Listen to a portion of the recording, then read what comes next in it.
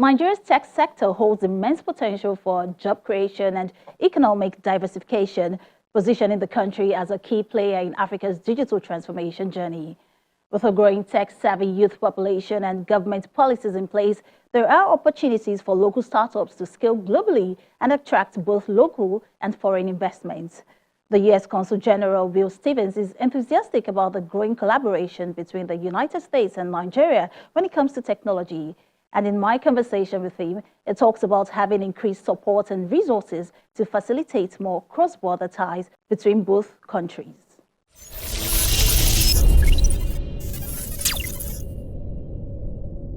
Will, you have an incredible enthusiasm for the U.S.-Nigeria collaboration in tech. And I say this because I've heard you speak at public events.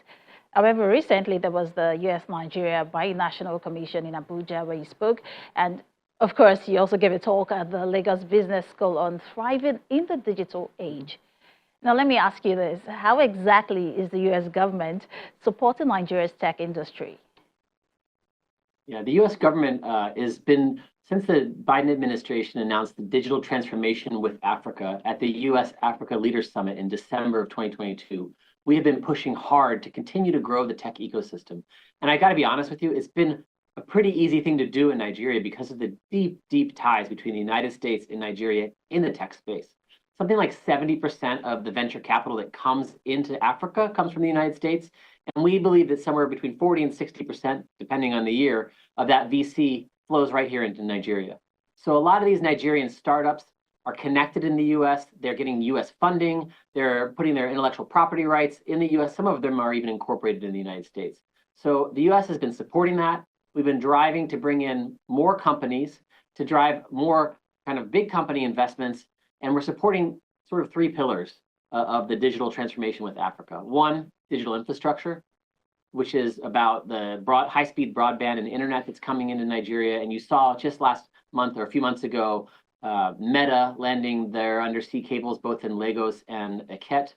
So infrastructure, people, it's about coordinating the work of our private sector, the Nigerian government, Nigerian private sector, and the US government in supporting people. And then finally, it's about that enabling environment. And again, this is an area where Nigeria excels. It's about creating the laws and the rules and the regulations that make it easier to do business in the tech space. And we've seen that come about in the consultative manner in which Nigeria brought forth the Startup Act and in the Data Privacy Act. And it's something to be commended and something we want to see going forward.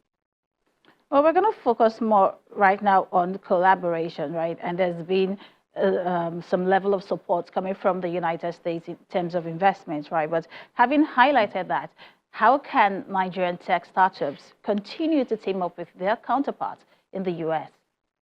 Yeah. So one of the great things that we try to do is foster that kind of interconnectivity. And what we've done is with the American Business Council, which is sort of the US Chamber of Commerce here in Nigeria, we created an auxiliary program for tech startups. So those new startups that are maybe already incorporated in the US and are looking for funding, we've created a program for them to be able to join the ABC and participate alongside companies like Microsoft and Google, Meta, ExxonMobil, Chevron, and the big players in the US investment here in Nigeria, so that those younger tech startups are able to achieve and receive the same benefits that large-scale companies do on behalf of the US government, but also as they advocate with the Nigerian government. So we think that's a great way for those companies that already exist to connect. But then we're also supporting new companies. Just in about a month, I'll be leading a delegation of Nigerian companies to the United States to participate in a conference called Select Tech. And Select Tech is part of Select USA. It's how the US government attempts to attract foreign direct investment into the United States. The great thing about Select Tech is that it allows these Nigerian tech companies to come and talk to states and local governments in the United States all in one venue and learn about how they could set up storefront operations for their tech platforms in the US. So the development, the coding, the hard work is happening here, but they're able to access those US markets. And the United States is the largest market in the world. So we hope that will be helpful to the tech ecosystem here in Nigeria. Yeah, certainly such networking and collaborative efforts are quite helpful. But on the government side, how is tech strengthening economic ties between both countries? I mean, what do you hope to see in the future, in terms of collaboration? Yeah, so going back to the Binational Commission, this is something that the United States does with our key partners around the globe. And it's important. Nigeria is a big partner in Africa, but they're a global partner for the United States.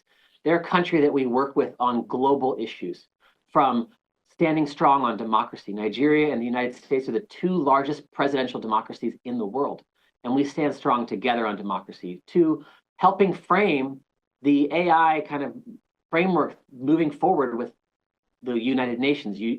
Nigeria joined the United States in co-sponsoring at the United Nations sort of the rules of the road, so we can lay up a foundation together.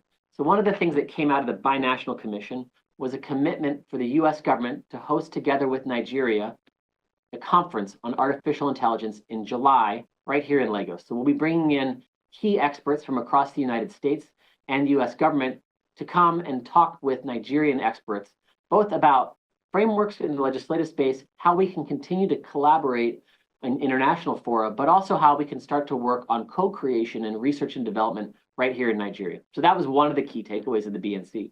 Another is that we promised to host a conference on technology and the digital age with the Nigerian government, similar to how we were so graciously hosted here in Abuja, in Washington, D.C. in October. So very high-level delegation of Nigerian officials to come and meet with our officials who work in the tech space, as well as key leaders from the tech industry in the United States, to talk about the operating environment in Nigeria and what we can do to drive more investment. So it's something that we're continued to commit up to, and we're going to continue to work on. But look forward to the AI conference in July. I'm really excited. Well, I certainly, look forward to it. But it's interesting that you spoke about investments. Now, funding has always been a major challenge startups in Africa face when building. I mean, when you speak to startup founders and you ask them about their challenges, the first one they mention is, funding. So tell me, how can governments and businesses attract more investment into Africa's digital economy, especially around infrastructure? Yeah, we've certainly seen that digital divide, in particular affecting and impacting women. And so we have a series of programs where we're trying to incentivize and catalyze funding to drive to women, helping women to get the training they need so the female founders are able to access capital. That's one area of that. But secondly, the U.S.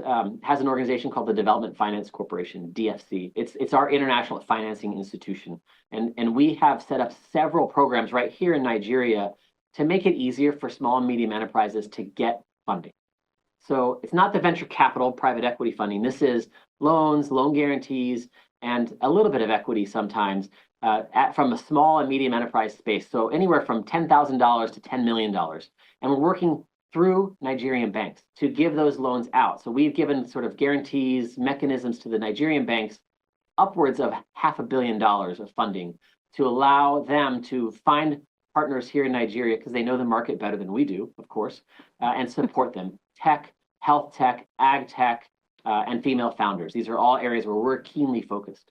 So that's one area. And then, as I mentioned, we're trying to help our companies. So those companies that are incorporated in the US, we consider them American companies. And I always say, thank you. Thank you for paying my salary, right? Because you're incorporated in the US, you're paying US taxes, which means I need to be working on your behalf. And so we're trying to help them by expediting visa appointments for those who are headed out to the US to do fundraising. And we've seen several successful rounds for early stage fundraising among the Nigerian startup ecosystem. And truthfully, I'm a huge believer that success begets success. So when you see successful exits, when you see companies that are doing incredible things, and you see it all the time in Nigeria, it leads to more success. People look over the fence and say, wow, how did Flutterwave do it? How did Andela do it? These are incredible companies. I want to learn more about it. And it's not just in tech. You see it in the creative space as well. We are going to bring in some folks from Kupanda, which is the venture capital firm that was invested in Maven. And Maven just had an incredible exit. Kupanda exited, and Maven was acquired by Universal, which is a massive US brand. So we're going to bring those folks in to talk about that success. And that's, as far as I know, that's the biggest and most successful exit in the creative space. And it provides an incredible opportunity to highlight a success. And I guarantee it's going to breed more interest, because this is Nigeria's moment in the creative area. Will, I'm going to take you back a bit, right? Because I like the fact that Yeah. you spoke about bridging the digital gender divide, because the gender gap in Nigeria's tech sector is still quite notable.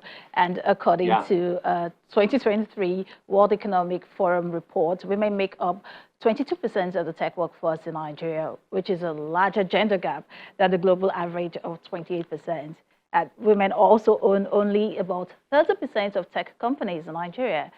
What steps should be taken to boost women's participation, in the digital economy? Yeah, it's something that we have been working on with the Nigerian government and continue to invest in women founders. And that starts and not just in the tech ecospace, but in a variety of fields. So we run a program here called the Academy of Women Entrepreneurs that every year takes 50 to 80 Nigerian female founders and helps them go from ideation to pitch readiness to funding. And that can be in small businesses that are doing beauty products to small scale manufacturing to tech startups to creative enterprises. And these women get training in a US graduate school of business remotely. And then after 6 months of training, they're able and ready to receive grant funding. And many of them do get about $10,000 to $25,000 startup grants to get their companies going. And I love to see these women being so successful. So again, highlighting the successes, continuing to double down on investment, and bringing in more women into the space will drive more investment. And we see it. Serena Williams invested in a venture capital firm that focuses solely on women founders in Nigeria. So you have high-level Americans recognizing the potential and driving investment here as well. Well, we certainly need more interventions for women-led startups, but on a larger scale right now, what exciting opportunities do you see for growth and innovation in Nigeria's digital economy? Yeah, I think Nigeria is poised to play a leading role in the AI revolution. I think when you talk about the US-Nigeria relationship, it is a relationship that's very strong on the government to government level, but it's even stronger on the people to people level. There are 700,000 Nigerian Americans living and working in the United States. They're the single most successful diaspora group in the United States when it comes to income levels and education levels. And they're the ones who are driving that investment. They're connecting with US companies, Microsoft, Meta, Google, Amazon Web Services. They're working there. And then when they come back into Nigeria, they're driving investment. So Nigeria is poised to take advantage of it and to, I think, continue to lead on the African continent and on the global stage. Well, thank you so much, Will Stevens, U.S. Consul General. It was such an incredible conversation with you. Thank you so much for joining us. Great chatting with you. Great chatting with you. Thanks. Take care.